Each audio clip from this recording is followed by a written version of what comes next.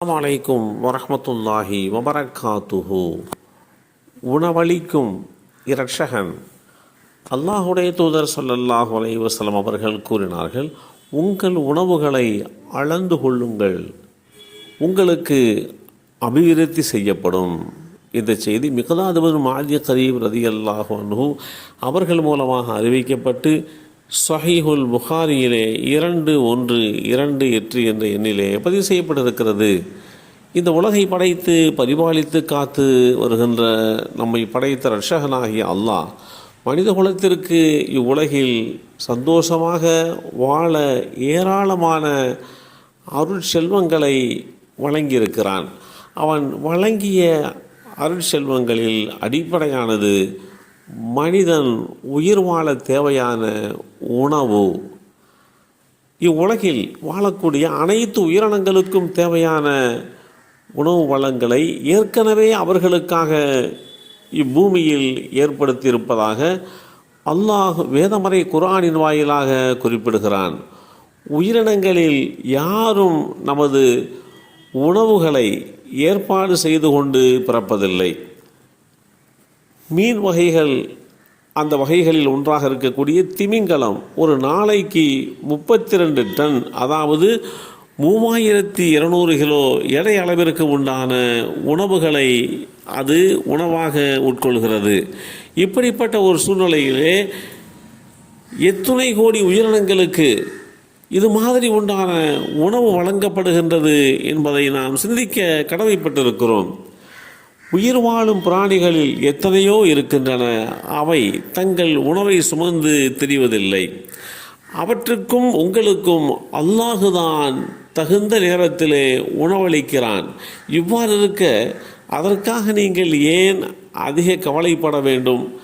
அவனே அனைத்தையும் செவியுறுபவன், நன்கறிபவன் ஆவான். அல் குர்ஆன் அத்தியாயம் 21 சூரத்துல் அன்கபூத் வசனம் 60 இந்த செய்தி தெளிவுபடுத்தப்பட்டிருக்கிறது. மனித வாழ்வின் அனைத்து தேவைகளுக்கும் தனது வேதமறையின் மூலமாக வழிகாட்டக்கூடிய அல்லாஹ் உணவு குறித்து அதை எவ்வாறு தனது வல்லமையால் உற்பத்தி செய்கிறான் என்றும், நாம் எவ்வாறு அதை பயன்படுத்த வேண்டும், அதை எவ்வாறு உண்ண வேண்டும், அதிலே எவைகளை உண்ணக்கூடாது என ஒவ்வொன்றுக்கும் மனிதர்களுடைய நலன் கருதி பாகுபடுத்தி வேதமறை குர்ஆனிலே அவன் விரிவாக எடுத்துரைக்கிறான்.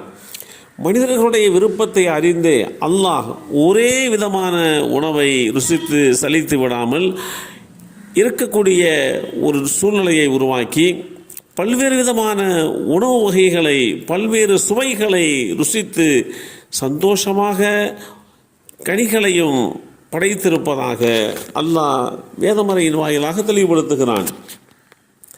படர்ந்த கொடிகளும் படராத செடிகளும் பேரித்த மரங்கள் உள்ள சோலைகளையும் புசிக்கக்கூடிய விதவிதமான பயிர்களையும் தானியங்களையும் பார்வைக்கு ஒன்று போலும் வெவ்வேறாகவும் தோன்றக்கூடிய ஒலிவம், மாதுளை மற்றும் பல வகை கனிவர்க்கங்கள் ஆகியவற்றையும் அவனே படைத்திருக்கிறான். ஆகவே அவன் காய்த்து பழுத்தால் அவற்றை தாராளமாக புசித்து கொள்ளுங்கள் என்று அந்த கனி வகைகள் காய்த்து பழுத்ததற்கு பின்பாக அவைகளை நீங்கள் தாராளமாக சாப்பிடுங்கள். அவற்றை அறுவடை செய்யும் போது அல்லாஹ்விற்கு நன்றி செலுத்துவதற்காக அதில் அவருடைய பாகத்தையும், அதாவது ஏழை வரியாகிய ஜக்காத்தையும் கொடுத்து விடுங்கள். அளவு கடந்து வீண் செலவு செய்யாதீர்கள். ஏனென்றால் அளவு கடந்து வீண் செலவு செய்பவர்களை நிச்சயமாக அல்லாஹ் நேசிப்பதில்லை. அல் குர்ஆன் அத்தியாயம் 6 சூரத்துல் அன்ஆம் வசனம் 141 இந்த செய்தி தெளிவுபடுத்தப்பட்டிருக்கிறது. பூமியில் பல தொகுதிகளை சேர்ந்தால் போல் அமைத்து அதில் திராட்சை, தானிய பயிர் நிலங்களையும் பேரிச்சன் தோப்புகளையும் ஆக்கியிருக்கிறான். கிளைகள் உள்ளதும் கிளைகள் இல்லாததுமான மரங்களை உற்பத்தி செய்கிறான். இவை அனைத்திற்கும் ஒரேவித நீர் புகட்டப்பட்ட போதிலும் சிலவற்றை விட சிலவற்றை சுவையில் நாம் மேன்மையாக்கி வைத்தோம். இதில் அறிவுடையவர்களுக்கு நிச்சயமாக பல அத்தாட்சிகள் இருக்கின்றன என்று அல்லாஹ் குறிப்பிடுகின்ற இந்த செய்தி அல் குர்ஆன் அத்தியாயம் 13 சூரத்துர் ரஅத் வசனம் 4 தெளிவுபடுத்தப்பட்டிருக்கிறது.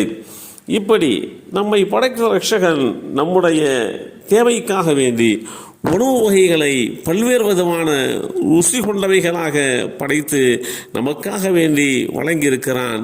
இப்படி உணவு வழங்குவதில் அவனுக்கு நிகராக யாரும் இல்லை என்பதை விளக்கும் பல்வேறு விதமான வேதமறை வரிகளையும் நாம் சிந்தித்து உணர கடமைப்பட்டிருக்கிறோம். எல்லாம் வல்ல அல்லாஹு தஆலா நிரப்பமான உணவு பெற்றுக்கொள்ளக்கூடிய வாய்ப்பை நமக்கும் நம் சந்ததிகளுக்கும் வழங்கி அருள் புரிவானாக. அஸ்ஸலாமு அலைக்கும் வரஹ்மத்துல்லாஹி வபரகாத்துஹு.